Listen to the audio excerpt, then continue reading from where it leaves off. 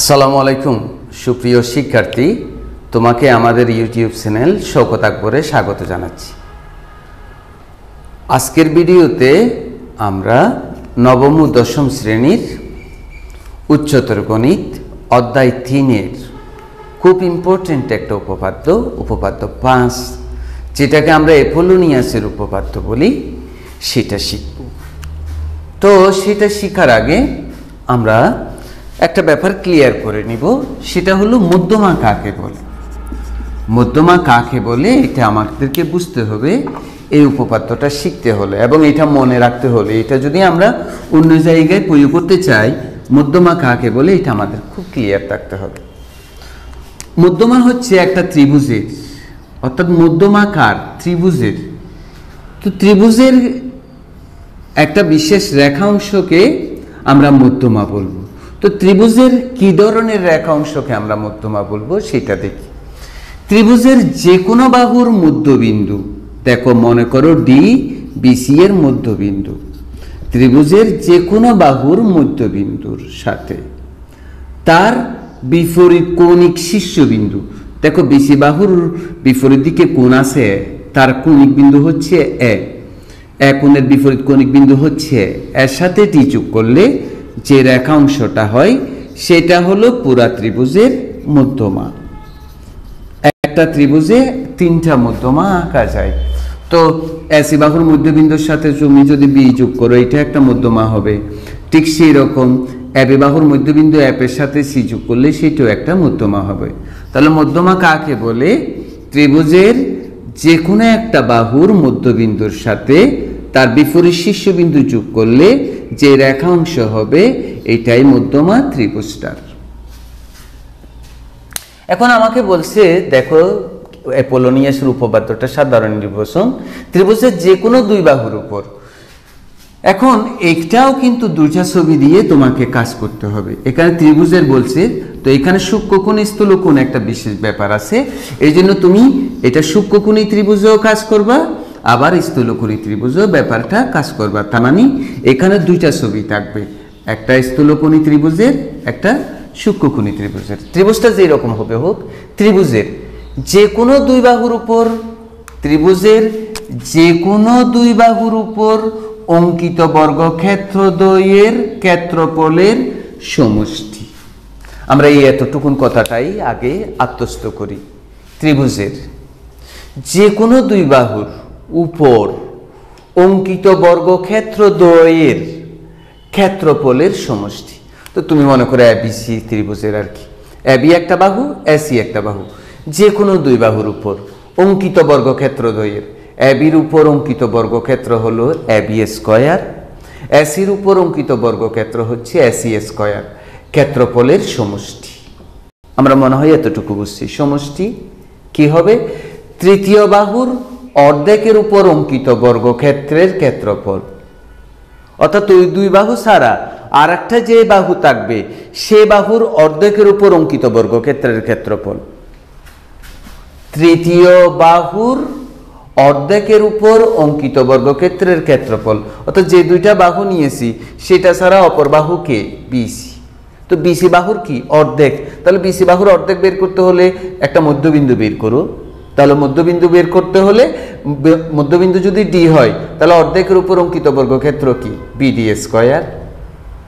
BD square অর্ধেকের ক্ষেত্রফল, এবং ওই বাহুর উপর, অর্থাৎ বাহু যেটার অর্ধেক হয়েছে সেই বাহুর উপর, ওই বাহুর সমদ্বিখণ্ডক মধ্যমার উপর, তার মানে ডির সাথে যোগ করলে এটা একটা মধ্যমা, সেই মধ্যমার উপর অঙ্কিত বর্গক্ষেত্রের ক্ষেত্রফলের সমষ্টি, অর্থাৎ ওই বিডি স্কয়ারের সাথে এই মধ্যমার উপর অঙ্কিত বর্গক্ষেত্রের ক্ষেত্রফলের সমষ্টির কিসের সমান?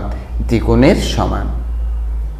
অর্থাৎ এটার সাথে এটা যোগ করলে দ্বিগুণের সমান হবে এবি স্কয়ার যোগ এসি স্কয়ার। আমরা এখানে দেখি ব্যাপারটা কি বলেছি। মনে করো এডি একটি মধ্যমা, ডি বিসি এর মধ্যবিন্দু। কি বলছে? ত্রিভুজের যে কোনো দুই বাহুর উপর অঙ্কিত বর্গক্ষেত্রের ক্ষেত্রফলের সমষ্টি, অর্থাৎ এবি এবং এসির উপর অঙ্কিত বর্গক্ষেত্রের ক্ষেত্রফলের সমষ্টি তৃতীয় বাহুর, অর্থাৎ ওই দুই বাহু ছাড়া তৃতীয় যে বাহু আছে তার অর্ধেকের উপর অঙ্কিত বর্গক্ষেত্র, এবং ওই বাহুর উপর অঙ্কিত মধ্যমার ক্ষেত্রফল, তো অঙ্কিত মধ্যমা এর ক্ষেত্রফলের সমষ্টির দ্বিগুণের সমান।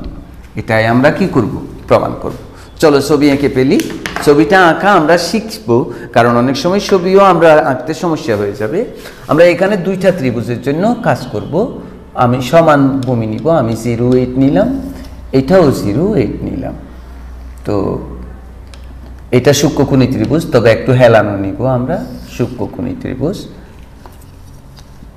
ওইটা স্থূলকোণী ত্রিভুজ। তো স্থূলকোণী ত্রিভুজ একটা কোণ স্থূল নিতে হবে, এদিকে বাড়িয়ে দাও। নাম একইভাবে দিবে, এখানে যেরকম এ বি সি দিয়েছো এখানেও তুমি এ বি সি দিবে। তো মধ্যবিন্দু তুমি আগে থেকে বের করবা, যেমন আমি এটা 0 থেকে 8 দিয়েছি না, 4 মধ্যবিন্দু, তুমিও সেরকম নিবা। 0 থেকে 4 সেন্টিমিটার নিয়ে 2তে ডাক দিয়ে দিবা, না হলে মধ্যবিন্দু বের করা আরেকটু সমস্যার কাজ হয়ে যাবে। হ্যাঁ, আমি যেহেতু এটা 0 থেকে 8 নিয়েছি, 4 মধ্যবিন্দু, আমাকে কষ্ট হচ্ছে না, তুমিও সেরকম নিয়ে মধ্যবিন্দুটা বের করে ফেলবা। এটা ডি, এটা ডি। তো যোগ করো এর সাথে ডি, এর সাথে ডি কি করো? যোগ করো। তো শিক্ষার্থীরা ছবি লিখতে হবে, এটা চিত্র 1, এটা চিত্র 2। তো আমরা বর্ণনা দিয়ে বিশেষ নির্বাচন লিখে ফেলি। আমরা সবাই জানি যে বিশেষ নির্বাচন হচ্ছে সাধারণ নির্বাচনটাকে ছবি দিয়ে বর্ণনা করা। এই যে সাধারণ নির্বাচন আছে, এটাকে ছবি দিয়ে বর্ণনা করা, এটাই বিশেষ নির্বাচন। চলো আমরা লিখি বিশেষ নির্বাচন। বিশেষ নির্বাচন, বিশেষ নির্বাচনে এসে আমি একটু কথা বলবো।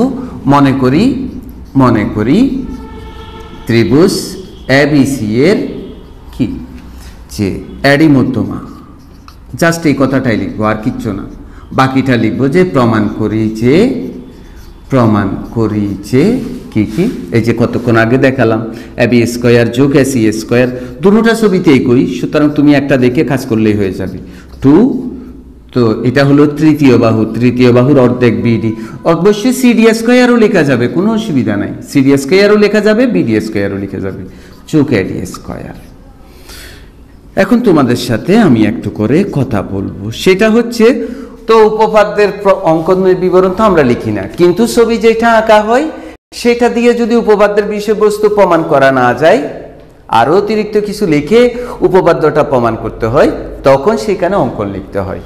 যেমন এখানে আমরা অঙ্কন লিখব। তো এখানে অঙ্কন লিখবো, যে কি অঙ্কন লিখবো আগে সেটা বুঝি। তোমরা যারা উপপাদ্য 3 আর 4 আমাদের ভিডিওর পর্বগুলো দেখেছো, সেখানে আমি একটা কথা বলেছিলাম, মনে আছে কিনা দেখো, যে আমরা যদি দেখি যে প্রমাণে বাহুর দৈর্ঘ্যের উপর স্কয়ার আছে, সেখানে আমরা পিথাগোরাসের উপপাদ্য প্রয়োগ করব। তো এটা আমরা পিথাগোরাসের উপপাদ্য প্রয়োগ করতে পারি, কিন্তু পিথাগোরাসের উপপাদ্য প্রয়োগ করলে এটা খুব লম্বা হয়ে যাবে। তো আমরা কি করব, আমরা দুইটা উপপাদ্য করেছি, উপপাদ্য 3 এবং উপপাদ্য 4।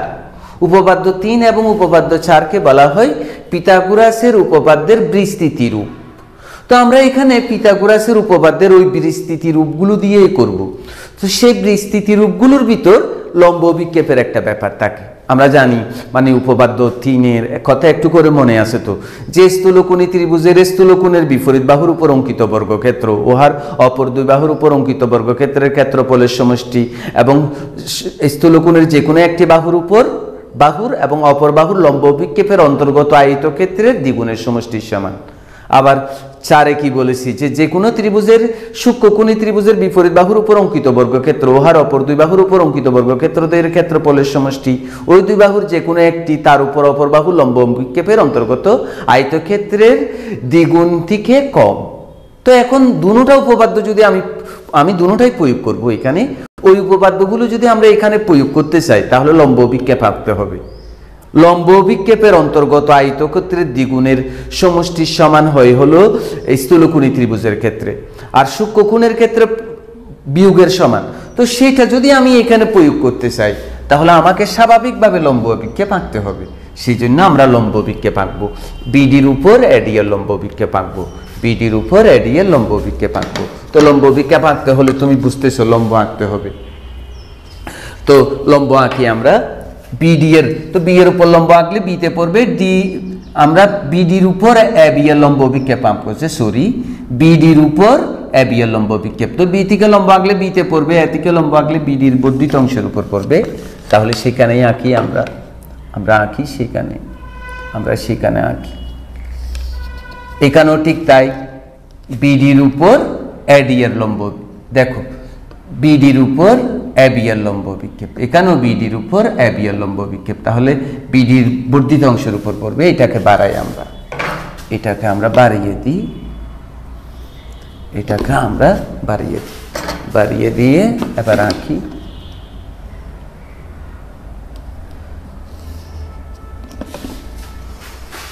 এবং সেটা লিখবো আমরা যে এটা এই বিডি এর উপর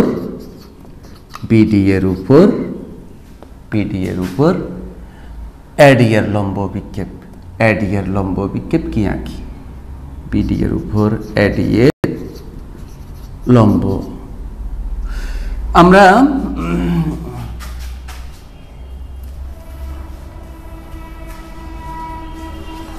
তো আমরা কি লিখি? আমরা লিখি যে এ হতে কার উপর?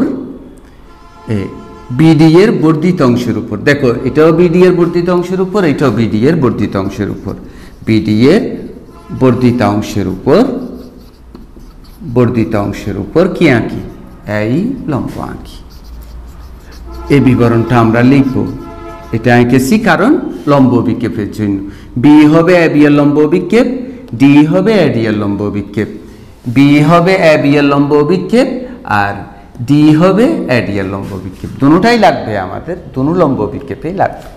এখন দেখো দুটো চিত্রেই তুমি যদি খুব ভালো করে খেয়াল করো দেখবে যে এটা হচ্ছে স্থূলকোণ, এটা হচ্ছে স্থূলকোণ এবং এটা হবে সূক্ষ্মকোণ, এটা হবে সূক্ষ্মকোণ। উভয় চিত্রে খুব ভালো করে খেয়াল করো, দুটোটা চিত্রে তুমি চিত্রের দুটোটাতে এডিবি স্থূলকোণ, এডিসি সূক্ষ্মকোণ। তো আমরা সেটাই লিখছি, উভয় চিত্রে অ্যাঙ্গেল এডিবি স্থূলকোণ লিখে এবার তুমি একটু, তো স্থূলকোণের এই যে স্থূলকোণ আমরা জানি পিথাগোরাসের উপপাদ্যের বিস্তৃতি হতে আর কি, তাহলে এবি স্কয়ার, তাহলে বিডির উপর এডি এর লম্ব বিক্ষেপ হবে কি? ডি। এখানেও কিন্তু ডি, তো সেটা তুমি লিখবে। এই যে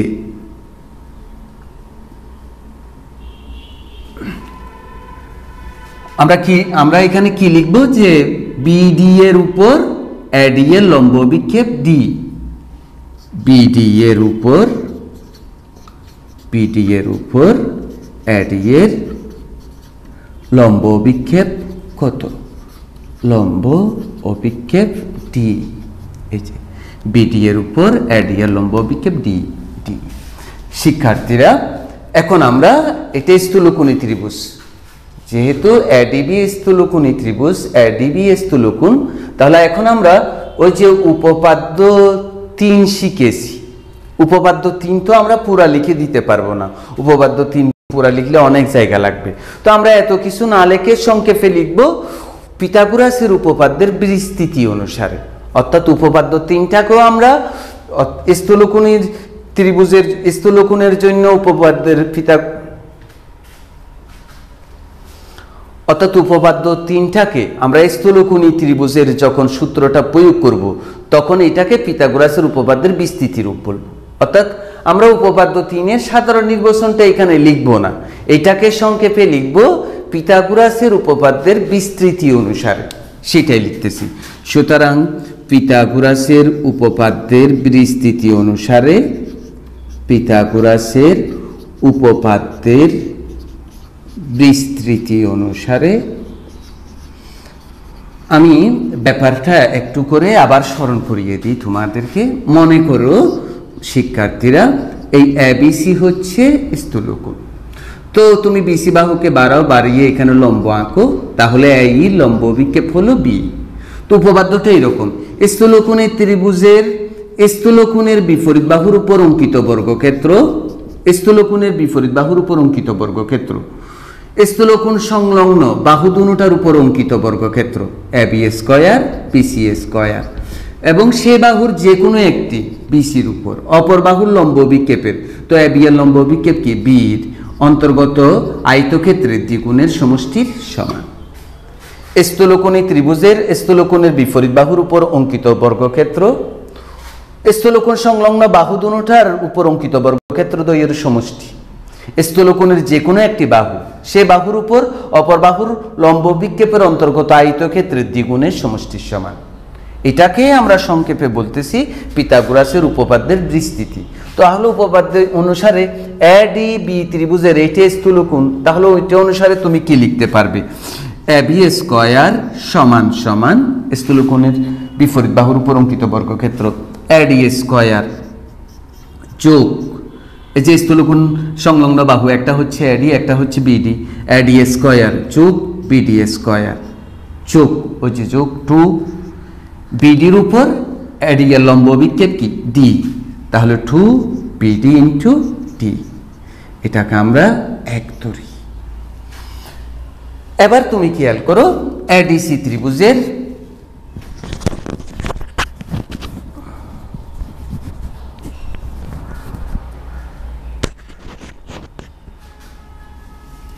এবার তুমি খেয়াল করো এই যে এডিসি ত্রিভুজের এই কোণটা কি কোণ? সূক্ষ্মকোণ।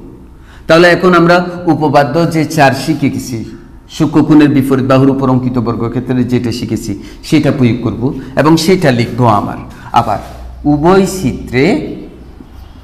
চিত্রে দেখো এখানেও এডিসি সূক্ষ্মকোণ, এখানেও এডিসি সূক্ষ্মকোণ, অ্যাঙ্গেল এডিসি সূক্ষ্মকোণ, অ্যাঙ্গেল এডিসি সূক্ষ্মকোণ।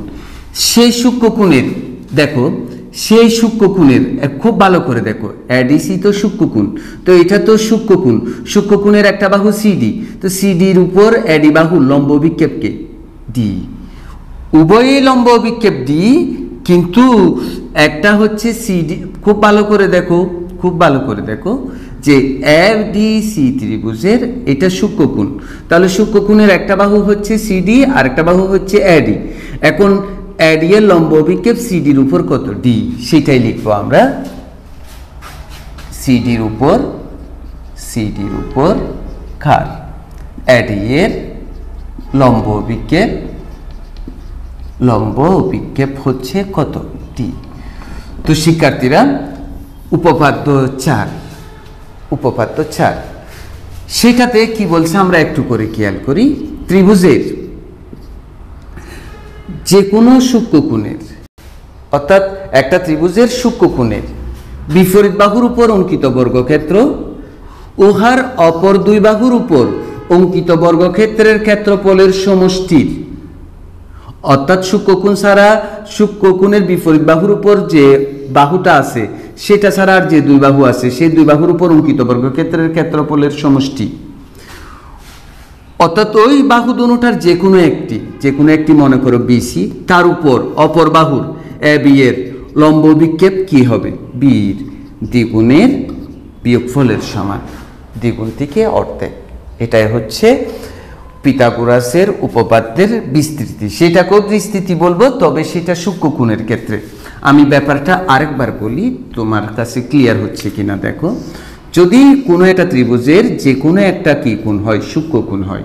মনে করো এটা সূক্ষ্মকোণ, তাহলে সূক্ষ্মকোণের বিপরীত বাহুর উপর অঙ্কিত বর্গক্ষেত্র অপর দুই বাহুর উপর অঙ্কিত বর্গক্ষেত্রের ক্ষেত্রফলের সমষ্টি, অপর দুই বাহু কে? এসি আর বিসির সমষ্টি, এবং ওই দুই বাহুর যে কোনো একটি মনে করো বিসি, তার উপর অপর বাহুর এসি এর লম্ব বিক্ষেপ। তো সি থেকে লম্ব আঁকলে সিতে পড়বে, এ থেকে লম্ব আঁকলে এটা সি হলো, তাহলে লম্ব বিক্ষেপ কি? সির অন্তর্গত আয়তক্ষেত্রের এটা গুণ এটার দ্বিগুণ থেকে কম। সেটাকেও আমরা পিথাগোরাসের উপপাদ্যের বিস্তৃতি বলবো। তো সুতরাং পিথাগোরাসের উপপাদ্যের বিস্তৃতি